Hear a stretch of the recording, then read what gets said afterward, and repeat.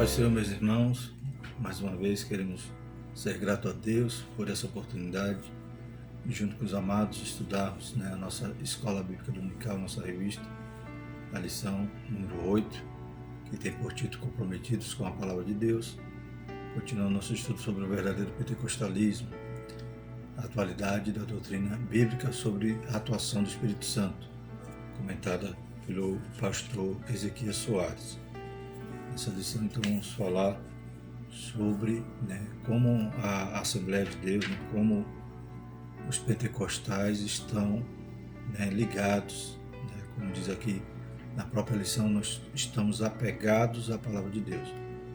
É interessante que, desde a capa da nossa lição, já demonstra que quando estamos defendendo o verdadeiro pentecostalismo, é baseado no que a Bíblia Sagrada diz. A própria capa já demonstra ali a pombinha ali como símbolo do Espírito Santo, mas a base de tudo é a Palavra de Deus. Glórias a Deus. Então vamos ver que nós somos comprometidos verdadeiramente com a Palavra de Deus. Isso também faz parte do verdadeiro pentecostalismo, pois isso combate as heresias, combate os modismos, como estaremos estudando nessa lição.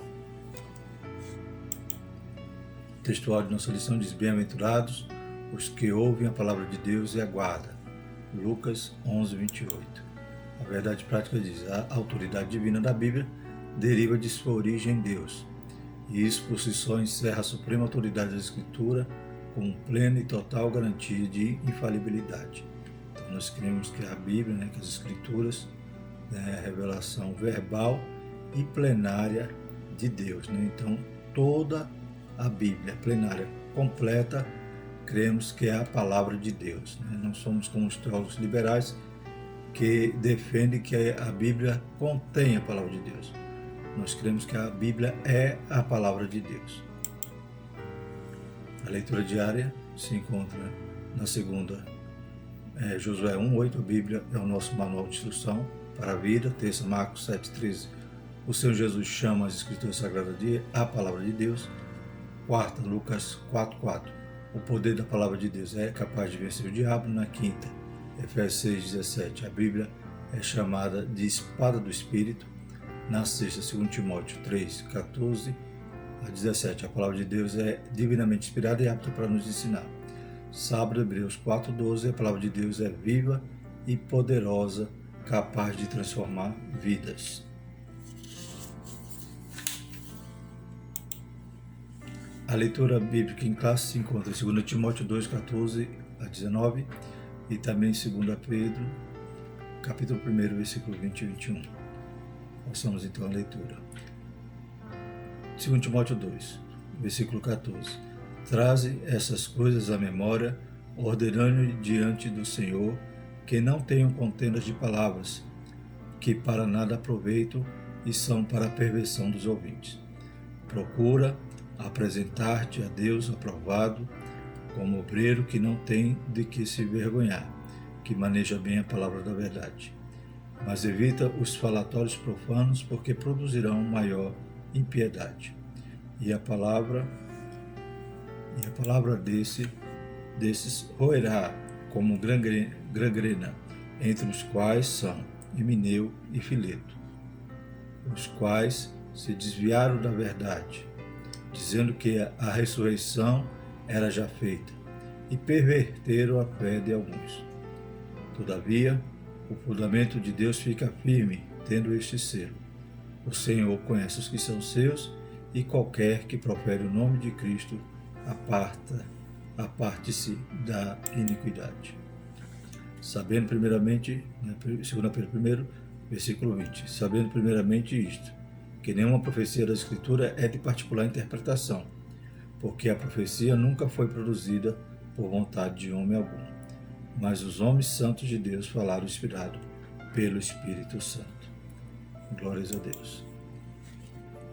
O objetivo geral de nossa lição é demonstrar o nosso compromisso com a palavra de Deus. Então é uma bandeira do movimento pentecostal, esse compromisso com a palavra de Deus. Os objetivos específicos que estaremos extraindo de cada tópico é afirmar a autoridade da Bíblia, mostrar o zelo pela boa doutrina, pontuar os cuidados quanto aos modismos. Extraímos aqui do ponto aqui, interagindo com o professor, o seguinte: o compromisso com a palavra de Deus é uma das nossas maiores preocupações como movimento. Para nós, a Bíblia é inspirada e inerrante em toda a sua dimensão, e por isso é a única regra de fé e prática para a vida cristã. Cremos que toda experiência espiritual genuína não pode contrariar a palavra de Deus. Tudo aqui, até aqui a gente já percebe, o nosso compromisso com a palavra, que embora cremos que o Espírito Santo, que é o Consolador, que é aquele que Jesus enviaria para continuar nos ensinando, nos instruindo, cremos em toda a operação do Espírito Santo, mas poderia alguém surgir e querer dizer que teve uma nova revelação, algo novo, algo que poderia enganar, querendo dizer que algo espiritual que só ele conhece, que Deus o revelou. Isso não passaria no nosso crivo, porque qualquer coisa que contrariar a palavra de Deus, a Bíblia diz, se até um anjo vier pregar um outro evangelho, isso é anátema. Então qualquer movimento, qualquer experiência espiritual, ela vai ter que ser pesada, vai ter que ser, passar pelo crivo, pelo prumo da palavra de Deus. Então não cremos em nenhuma nova revelação, pois cremos que o cânon sagrado já foi encerrado. A razão de a escola dominical existir é ensinar a palavra de Deus a todas as pessoas. Eis, portanto, a mais importante causa para que todos os agentes dessa escola estejam comprometidos com a Bíblia Sagrada. Então veremos, a gente percebe aqui, e extraindo também alguma informação do livro de apoio, vemos que a escola bíblica dominical foi fundamental para o crescimento da Igreja Assembleia de Deus. E ela serviu de instrumento poderoso para formar os obreiros, para nos manter sempre atrelados ao que diz as Escrituras. Vemos que no começo houve alguma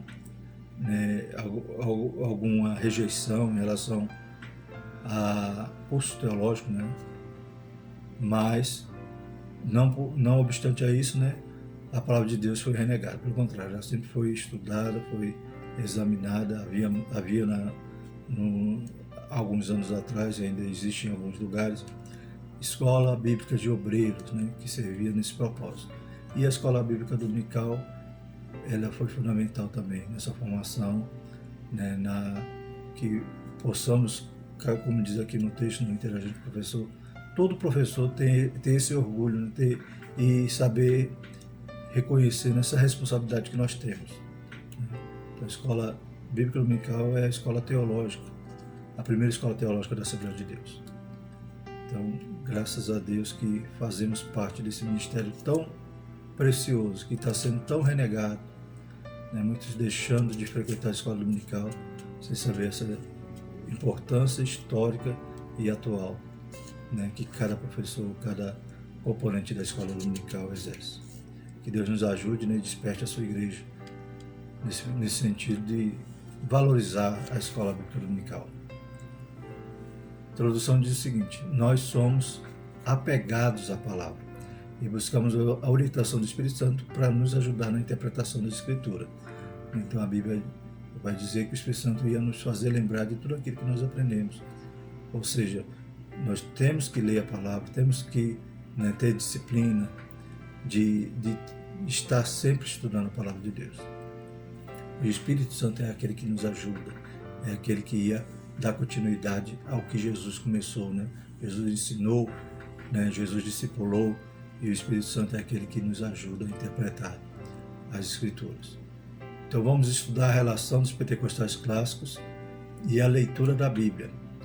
A maneira como nós observamos as regras gramaticais, o contexto histórico e literário para compreender melhor o texto sagrado. Então nós temos essa preocupação da hermenêutica, da exegese, de estarmos sempre aplicando, extraindo realmente o que o texto, o que as Escrituras nos diz. E também algo que extraímos aqui desse ponto da introdução é a nossa classificação como pentecostais clássicos, né? Então, estudiosos dizem que, né, houve 3 ondas, né, do movimento pentecostal. Nós fazemos parte da primeira onda. A segunda onda, ela enfatizou, né, a cura, os milagres, e acabou deixando um pouco de lado, né, outros temas importantes, né, em relação a toda a doutrina bíblica. E infelizmente essa terceira onda são os neopentecostais, né, que abandonam completamente, né, esse teor, essa pureza que o movimento pentecostal tem. Então a gente vai estudar futuramente sobre eles. Então que Deus nos ajude, né, a resgatar, né, o início, né, os primórdios, o primeiro amor do movimento pentecostal, e sempre foi apegado à palavra, como diz aqui na nossa introdução. Tópico 1. A autoridade da Bíblia. Nós herdamos dos reformadores do século XVI o conhecido sola Escritura, somente a Escritura, um dos 5 pilares da reforma protestante. Então veremos aqui e vamos enfatizar esse pilar, né? Daqui a pouco veremos os outros 4 pilares, mas como o propósito da lição, né, o tema da lição é relacionado à palavra, a gente vai enfatizar o sola Escritura. Cada um dos 5 solai representa a chave de cada doutrina central dos reformadores, como Lutero, Zwinglio, entre outros. O brado de sola Escritura significa que a Bíblia é a única regra de fé e prática para a vida cristã, e é por meio dela que podemos conhecer a Deus e entender a sua vontade.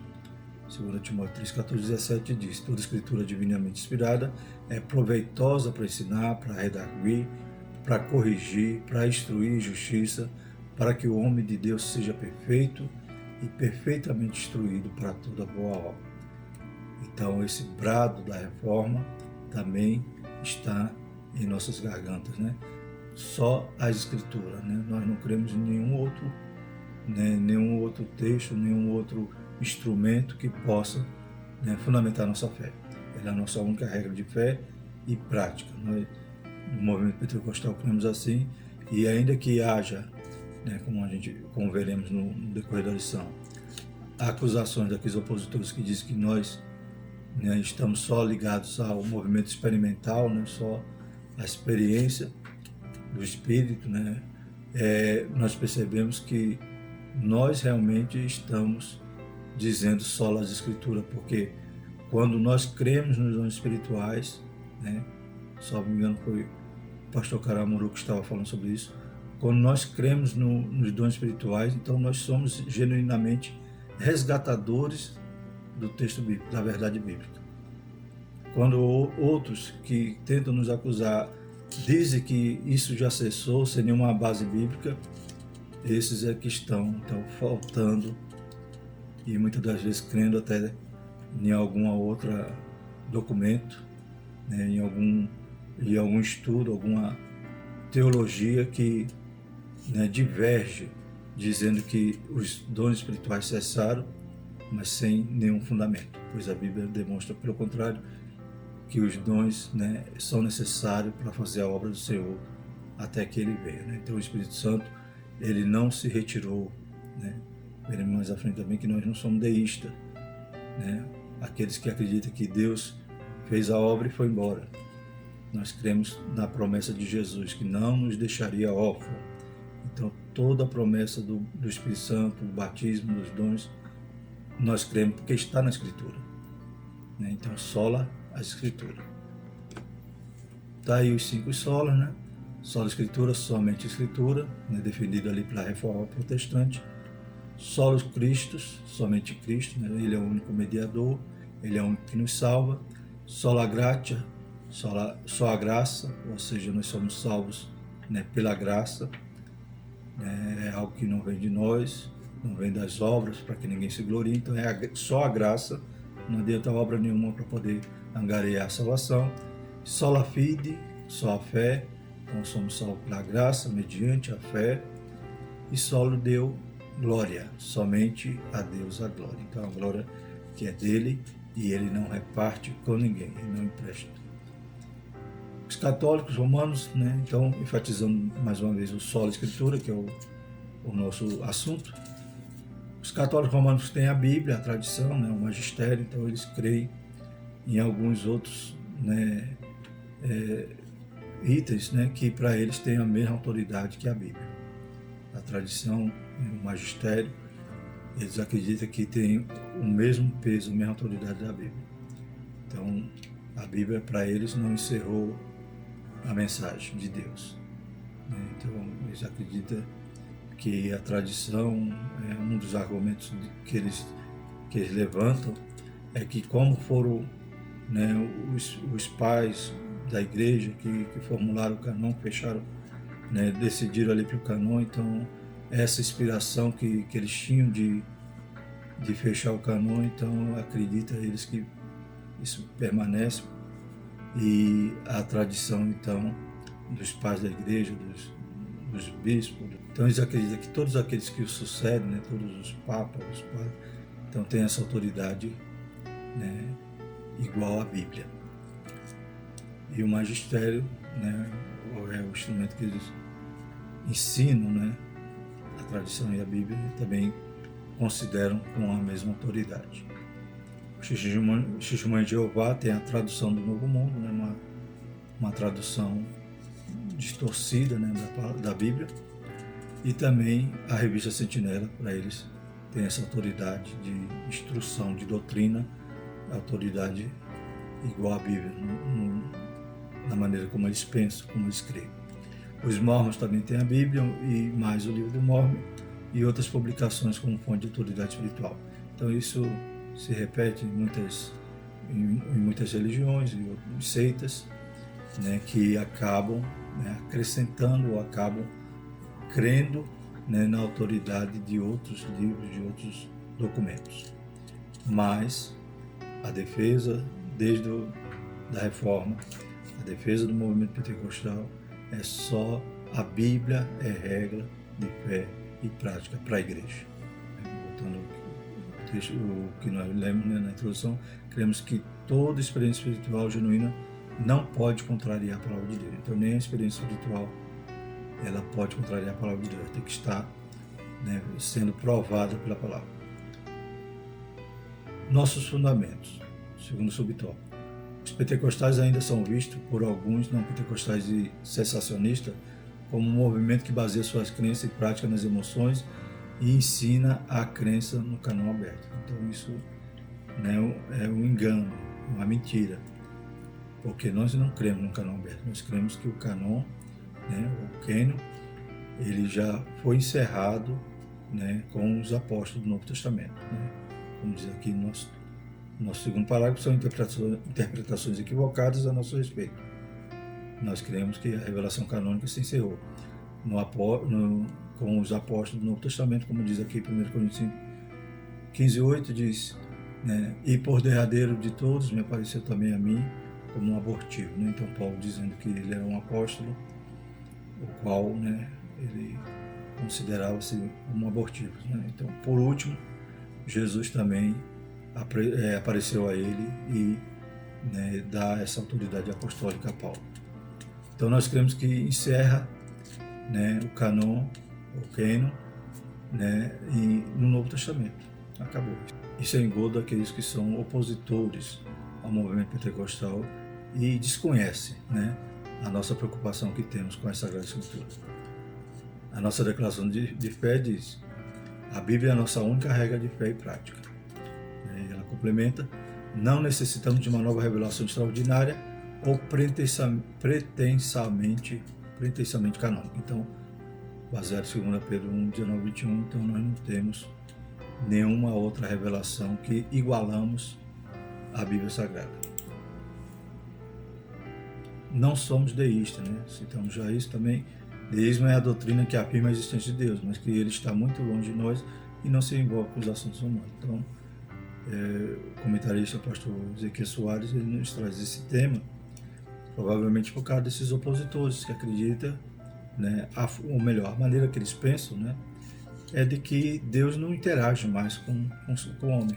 Né? A partir do momento que eles creem que cessou-se, né, que o Espírito Santo não atua mais como ele atuou ali em Atos dos Apóstolos, então eles acreditam que Deus, né, tem essa separação. Né? É claro que sabemos que Deus, né, é transcendente, mas ele é imanente. Né? E Deus sempre quis se relacionar com o ser humano. Né? A gente vê o tabernáculo, era como se Deus dizendo ali para Moisés, para o povo de Israel, né? Já que vocês têm suas casas, suas tendas, faça a minha também, eu quero habitar no meio de vós. Jesus também, a profecia era dizendo que seria o Emanuel, Deus conosco. E ele prometeu estar conosco todos os dias até a consumação do século. Como é que ele cumpre essa promessa? Dizendo que não ia nos deixar órfãos, mas ia enviar o Consolador. Então, Deus, ele sempre está conosco. Não cremos dessa forma que Deus criou tudo e se ausentou da criação. Pelo contrário, ai de nós se ele não estivesse perto. Buscar o Senhor enquanto se pode achar e invocai-o enquanto está perto. Então os deístas creem que ele é como um relojoeiro, que dá a corda a um relógio e esquece dele. Nós somos teístas, né? Não deístas, teístas. Isto é, cremos que Deus não está longe de cada um de nós. Ele está interessado no ser humano. Então Hebreus 11:6 diz, ora, sem fé é impossível agradar-lhe, porque é necessário que aquele que se aproxima de Deus creia que ele existe, que é galardoador dos que o buscam. Então, se nós podemos nos aproximar, é porque ele está perto. Buscar o Senhor enquanto se pode achar. O fechamento do cânon sagrado não significa que Deus abandonou suas criaturas e seu povo. Nós cremos que Deus continua a se comunicar com o seu povo por meio dos dons espirituais. Então o Espírito Santo está aqui conosco. Ele habita em nós, né? Nós somos a habitação, somos o seu templo. Então, de maneira nenhuma, né, como os sensacionistas creem que a partir do momento que o cânon foi fechado, né, bateram o martelo em relação àqueles livros que eram inspirados, né, passou por todo o regramento ali em relação à autoridade apostólica e tal. Então, a partir do momento que fechou o cânon, Deus não precisava mais, então, se revelar através do seu Espírito. Mas nós cremos que Deus continua comunicando conosco através dos dons espirituais. Entretanto, essa revelação não se reveste de autoridade canônica para a igreja. Deus comunica conosco pela leitura da sua palavra, pelos dons espirituais, sonhos, visões e até pelas coisas simples do dia a dia. E nos últimos dias acontecerá, diz Deus, que do meu espírito derramarei sobre toda a carne, e os vossos filhos e as vossas filhas profetizarão. Os vossos jovens terão visões e os vossos velhos sonharão sonhos. Então Deus continua, né, usando quem quer, como quer, da forma como quer. Segundo tópico diz zelo pela doutrina. O zelo pela doutrina tem ligações com a apologética cristã. Desde muito cedo, na história, a igreja percebeu que a Bíblia precisa ser interpretada. Então, esse zelo pela doutrina, né, nesse sentido de apologia, né, ou seja, defender a verdade. Então, precisávamos defender a verdade interpretando a Sagrada Escritura, né, contrariando qualquer heresia que surgisse. Os credos e as confissões de fé são documentos produzidos pela igreja com este propósito. Né? Na nossa declaração de fé diz o seguinte: desde muito cedo na história do cristianismo surgiram controvérsias e heresias que questionavam o verdadeiro ensino cristão. Diante disso, era chegada a hora de responder com mansidão e temor a qualquer que nos pedia a razão e esperança que há em nós. Assim começaram a aparecer as primeiras regras de fé, sintetizando a doutrina cristã. Então, o credo niceno, né? O credo niceno-constantinopolitano, o credo de Calcedônio, o credo de Atanásio, todos eles surgiram, né, no objetivo, né, de defender, né, a verdade bíblica, defender, né, então a fé através, né, da apologia, da apologética cristã, ou seja, para combater muitas heresias que surgiram no começo nos primeiros séculos da igreja e que não é diferente hoje. Então precisamos ter uma base, né, uma firmeza no que cremos. Sobre o tópico 1, ensino ou instrução. Né? Então a palavra doutrina vem do latim doctrina, que literalmente significa ensino ou instrução. Então doutrina, talvez os mais antigos vai associar, né, por exemplo, culto doutrina. Normalmente era para tratar dos usos e costumes, mas doutrina é ensino da palavra, instrução da palavra. Mas o termo apresenta vários níveis de significado de acordo com o seu contexto. Quando o texto sagrado expressa e perseveravam na doutrina dos apóstolos, isso significa que os discípulos permaneciam seguindo os ensinos dos apóstolos. Nesse caso, a palavra doutrina significa ensino e instrução. A palavra doutrina se aplica também a um corpo básico coerente de ensino cristão, como os credos, né? Então, já viu que os credos surgem, né, para combater as heresias, surge para que, né, todos pensassem de maneira comum, crendo, né, e esse crendo, né, essa doutrina na qual a igreja ia crer, ela tem que ser baseada, né, na palavra. Né? Então, explicar a fé no que cremos, baseado na palavra, sem fugir da palavra. Trata-se de um ensino sistemático sobre os dados da revelação. A fonte do conteúdo doutrinário é a própria palavra de Deus, auxiliada pela experiência cristã e com a ajuda do intelecto humano. É uma maneira sistemática, lógica de organizar, né, os pontos básicos da nossa fé, baseado nas Sagradas Escrituras. 1 Timóteo 4,16, tem cuidado de ti mesmo e da doutrina. Persevera nessas coisas, porque fazendo isso te salvarás, tanto a ti mesmo como aos que te ouvem. Em 2 Timóteo 4,3 diz, porque virá tempo em que não sofrerão a sã doutrina, mas tendo comichão nos ouvidos, amontoarão para si doutores conforme a sua próprias concupiscências. Então as pessoas não suportam a sã doutrina, né? A Bíblia diz que a porta é estreita e acabam, né, com comichão nos ouvidos, né, amontando para si falsos mestres, doutores que possam, né, apresentar uma fé baseada nos seus próprios desejos, né, nas suas próprias concupiscências. Então eles não suportam a sã doutrina. Que Deus nos ajude, né? Isso é atual, né? Isso tem acontecido, né? Pessoas saem de suas igrejas e vão para igrejas novas, né? Igrejas recém-fundadas e normalmente com uma doutrina completamente, né, antibíblica. A gente vai ver estudos futuros sobre os neopentecostais, né, que deixaram, né, a questão da santidade, a questão da volta de Jesus, né, em segundo plano, e pregam só a prosperidade, cura, né, e só paraíso na terra, esquecendo, né, do tesouro que tem que ser depositado no céu. Os credos e as confissões de fé são dois tipos distintos de documentos eclesiásticos, mas com o mesmo propósito, interpretar a Escritura para sintetizar o ensino da igreja. Então, interpreta a Escritura e sintetiza, né? Sistematiza aquilo que nós cremos, as nossas verdades fundamentais. Os credos são genéricos e as confissões de fé são mais elaboradas e específicas, né? Como a gente veremos nos próximos slides, né?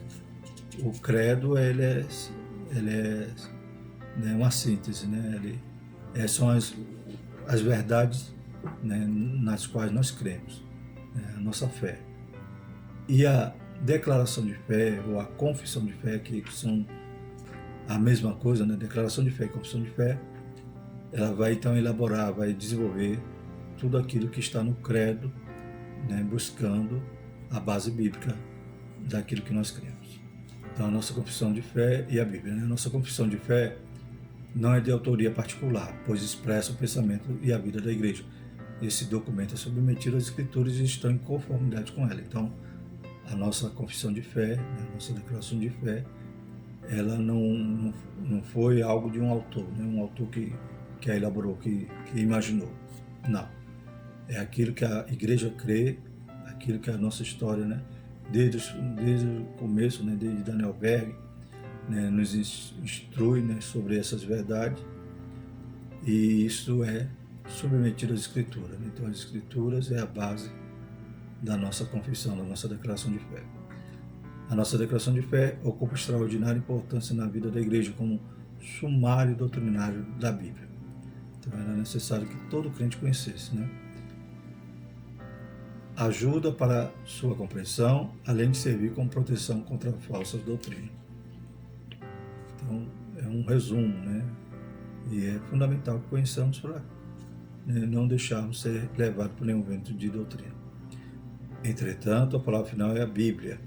A declaração de fé expressa a doutrina oficial da igreja, né? Então, todas as igrejas, né, têm o seu credo, têm a sua confissão de fé.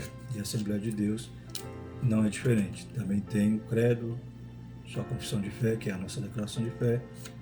E para provar, né, para mostrar para aqueles opositores, sensacionistas, né, nós temos a nossa declaração de fé completamente, né, baseada na Bíblia, na palavra de Deus, né? Basta então examinar as Escrituras para ver também que a nossa declaração de fé não foge a ela.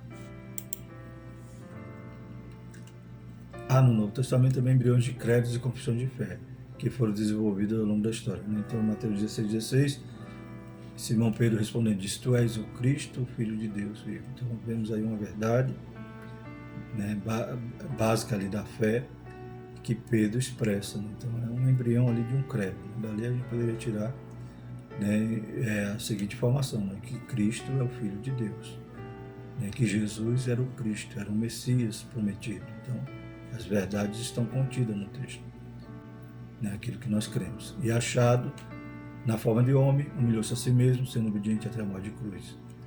Pelo que também Deus o exaltou soberanamente, lhe deu o nome que é sobre todo o nome, para que ao nome de Jesus se dobre todo o joelho dos que estão nos céus, na terra e debaixo da terra. Toda língua confesse que Jesus Cristo é o Senhor, para a glória de Deus Pai. Filipenses 2:8, 11. Então aí está vendo, podemos extrair daí o quê? A deidade de Jesus, né? Podemos extrair daí que Jesus é o Senhor, né? Que ele foi exaltado, né? Que a sua morte não foi algo, né, acidental, mas foi um plano maravilhoso de Deus para nos salvar. Ele se despe, né, da sua glória, né? Ele renuncia ali a sua glória por um período de tempo, se torna homem e habita entre nós para cumprir esse propósito maravilhoso e ao final dele ser exaltado. Então, nesse slide, irmãos, a gente vê o nosso credo, né? Nosso credo é composto de 16 itens, né? E podemos ver que é sucinto, né? Que ele é bem sintetizado, né? Então aí temos em cada célula, né, cada quadrado desse, né, uma verdade, né, que compõe a nossa fé, o nosso credo. Como o primeiro item do nosso credo é que nós cremos na inspiração divina, verbal e plenária da Bíblia Sagrada, única regra infalível de fé e prática para a vida e o caráter cristão, segundo Timóteo 3, 14 a 17. Vemos que todo o nosso credo é baseado nas Escrituras. Então vemos que a diferença de credo. Credo é algo bem resumido.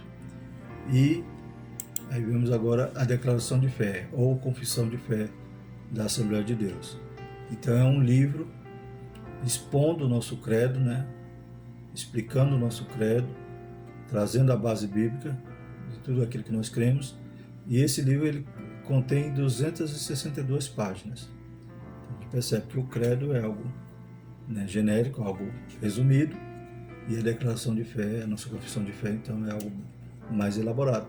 E seria interessante, como citando, né, que todo assembleiano conhecesse o credo e também conhecesse a declaração de fé que, né, dá base ao nosso credo.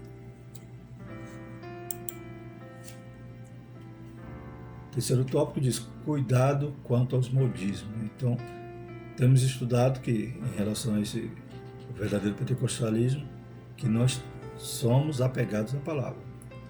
E para ser apegado à palavra, nós não podemos deixar qualquer vento de doutrina entrar na nossa igreja. E os modismos, eles sempre tentam, né, tomar espaço e ocupar o lugar da sã doutrina. Que Deus nos ajude.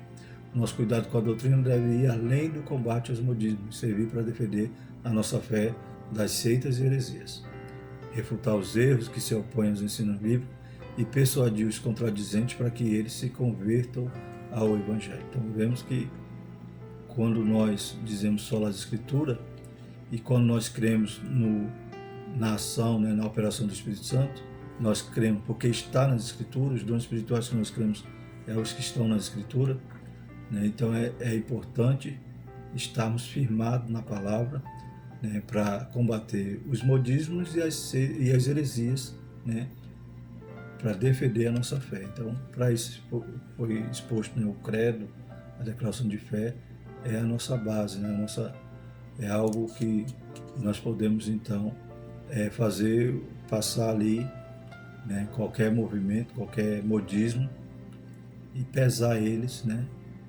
para ver se é bíblico ou não. Então, se não for bíblico, nós rejeitamos.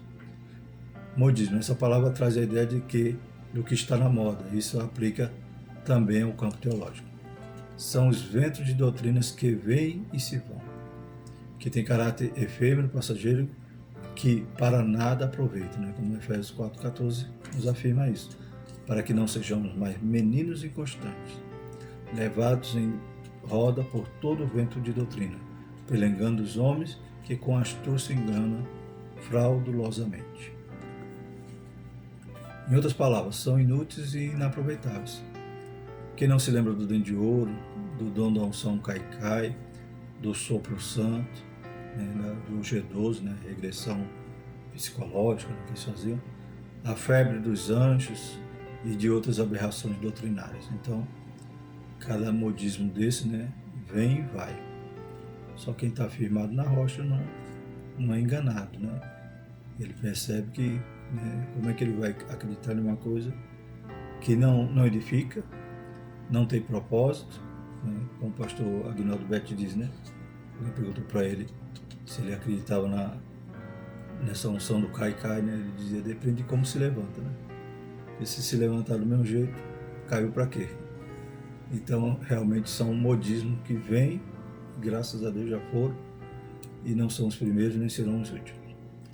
Então, nós devemos estar firmados, e o verdadeiro pentecostalismo está firmado na palavra de Deus, para que não seja alvo, né, não seja vítima, né, desses enganadores. Onde estão seus promotores e expoentes? Não há como combater esses abusos e essas práticas exóticas sem o conhecimento adequado da palavra de Deus. Tito 1,9 diz, retendo firme a fiel palavra, que é conforme a doutrina, para que seja poderoso tanto para admoestar com a ação doutrina, como para convencer os contradizentes. Então, temos que estar, né, manejando bem a palavra, né, ter, como a gente viu também, a preocupação que nós temos, né, em relação à hermenêutica, à exegese, para que possamos admoestar, né, possamos admoestar com a sã doutrina e convencer aqueles que são contradizentes. Nesse terceiro tópico também vai nos trazer esses subtópicos. Procura apresentar-te a Deus aprovado, né? Então, o primeiro subtópico foi o modismo, agora procura apresentar-te a Deus aprovado. Essa qualificação vem do Espírito de Deus. Apresentar-se a Deus aprovado significa estar disponível, testado e aprovado por Deus e reconhecido pela igreja, né? Então, o obreiro tem que ter essas qualidades, né? Ele tem que estar, né, provado, tem que estar aprovado tanto por Deus como pela igreja e estar disponível, né? Então, ele tem que estar exercitado, né, para esse ministério, né? Tem que estar realmente disciplinado com a palavra de Deus, né, lendo a palavra, né, estudando a palavra para que ele possa, como nós vimos no versículo passado, admoestar, né, com a sã doutrina e convencer os contradizentes. Desde muito cedo, na história do cristianismo, que a igreja precisou enfrentar uma avalanche de heresias, aberrações doutrinárias ensinadas pelos falsos mestres. Então isso, né, não começou agora.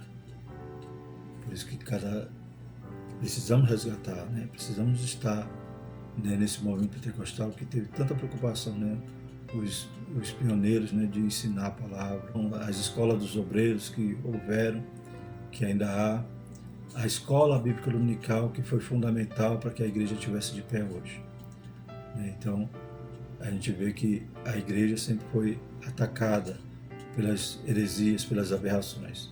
Precisamos estar firmes na rocha, estudando a palavra, sendo aluno de escola dominical, para que nós não venhamos a ser vítima, né, ser presas fáceis desses falsos ensinadores, desses, né, doutores que foram amontoados por causa da comichão, por causa do não suportar a sã doutrina, que é limpa, que é pura, que é maravilhosa. Porque tais falsos apóstolos são obreiros fraudulentos, transfigurando-se em apóstolos de Cristo, segundo Coríntios 11:13. Né? Hoje parece até que esse versículo foi escrito por alguém que ligou a televisão e assistiu algum canal, aleluia, que vai apresentar tais homens, tais fraudulentos que hoje permeiam, né, a nossa mídia. Terceiro subtópico, como obreiro que não tem de que se envergonhar. O termo obreiro, tanto em grego quanto em português, vem de obra trabalho e tem significado amplo no Novo Testamento. No sentido literal, refere-se ao trabalhador do campo. Né? Então, obreiro, literalmente, está lá em Mateus 21, né, a respeito dos trabalhadores da vinha, né? Então, trabalhador do campo. No sentido metafórico, a todos que se dedicam à obra de Deus. Então, obreiro é todos que estão trabalhando na obra de Deus, né? Mateus 9:37 vai dizer: então disse aos seus discípulos: a seara é realmente grande, mas poucos são os ceifeiros. Rogai, pois, ao Senhor da seara que mande ceifeiros para a sua seara. E, de maneira geral, aos apóstolos e demais oficiais da igreja. Então, Lucas 10:7 diz: e ficai na mesma casa, comendo e bebendo do que eles tiverem, pois digno é o obreiro do seu salário. Não andeis de casa em casa.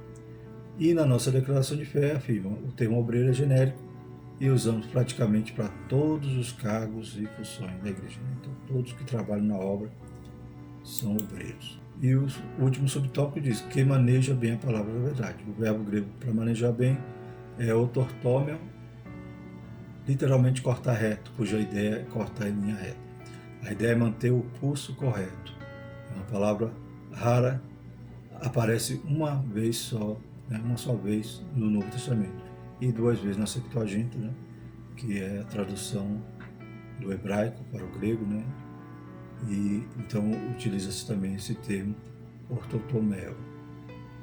A justiça do sincero endireitará o seu caminho, mas o ímpio, pela sua impiedade, cairá.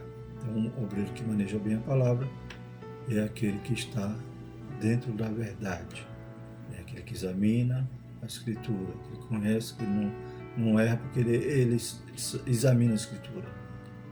E esse exame da Escritura, né, é um exame, né, cuidadoso, né, é hermenêutico, é exegético, né, então buscando realmente a verdade bíblica. Esse obreiro que Paulo, né, então defende aqui é aquele que está realmente compromissado com a palavra de Deus, né, e está então consoante, né, ao movimento pentecostal, que é o movimento, né, bíblico e que está, volto a usar o termozinho lá do começo, né, apegado à palavra. Graças a Deus. A preocupação de Paulo é com o ensino correto da palavra de Deus, com base numa exegese sólida, com aplicação para a edificação espiritual da igreja. Então, conforme o pastor Aguinaldo Beto sempre diz, né, exegese é você extrair do texto o que está no texto. Então, não é colocar nada a mais nem a menos. E significa também não fazer uso da palavra no púlpito para atacar algum desafeto entre os irmãos por meio de indireta, né? Então, não pegar o texto e torcer ele para um propósito, né, que vai atender só o sentimento do pregador, né? Púlpito não é lugar de desabafo, é lugar de Deus usar-nos, né? Então, deixa Deus nos usar, né, e seja um obreiro aprovado, seja um obreiro que maneja bem a palavra. Conclusão: nós temos compromisso com a palavra de Deus e cremos que ela é a única revelação de Deus escrita para a humanidade. Diante disso, fica claro que nenhuma outra literatura exerce autoridade sobre a nossa vida. Então, ainda o credo, a confissão de fé, né, eles têm que estar, né, embasado na palavra de Deus. Não existe nenhuma outra autoridade para nós pentecostais, né, acima da palavra de Deus. Amém? Por isso que Deus continue nos ajudando e estejamos sempre resgatando esses valores, esses princípios, né, que, como citamos no início, nós somos a primeira onda. Essa primeira onda não pode, né, se modernizar, tem que estar lá nos nossos primórdios, né? Graças a Deus. A lição seguinte, a nossa próxima lição, a lição 9, que tem por título Vivendo o Fervor Espiritual. Que o Espírito Santo possa continuar nos ajudando, possamos continuar, né, firmes nesse propósito, como já falamos, né, a importância que é a Escola Bíblica Dominical. E hoje em dia a gente sente muito, né, por poucos alunos que frequentam. É o que dói muito, né? E é algo que, se nós não lutarmos, não persistirmos, não perseverarmos, né, muitos gostariam de extinguir a escola. E eu tenho um pensamento muito, né, preocupante se a Assembleia de Deus, né, deixar de ter escola dominical. Eu acho que nós não duraremos muitos anos, mas que nós, guerreiros, né, professores, permanecermos nessa luta, né, de joelho, orando pelos nossos alunos, para que Deus possa despertar a sua igreja. Amém? Que Deus nos ajude, nos dê uma lição abençoada e continue guardando cada professor, cada secretário, cada superintendente, cada tesoureiro. Que Deus continue visitando cada pastor e nos dando força, aleluia, e nos dando unção para fazermos a obra do Senhor com excelência. Vamos agradecer ao Senhor. Deus Santo, Deus Poderoso, mais uma vez te louvamos, Pai, por essa oportunidade de buscar, Senhor Jesus, aprender mais de Ti, Senhor Jesus, de poder ensinar melhor. Que a Tua graça possa, Pai, superabundar sobre a vida de cada um, Pai, que está assistindo esse vídeo, cada aluno, cada professor. Senhor, visite cada igreja nesse domingo, Pai, e dê uma escola dominical excelente, abençoada, cheia da Tua graça, cheia do Teu Espírito Santo, Pai. Ó Senhor Jesus, vai abençoando a Tua igreja, Pai, guardando e nos livrando de todo mal. Nós te pedimos tudo isso e já te agradecemos. No nome santo de Jesus. Amém.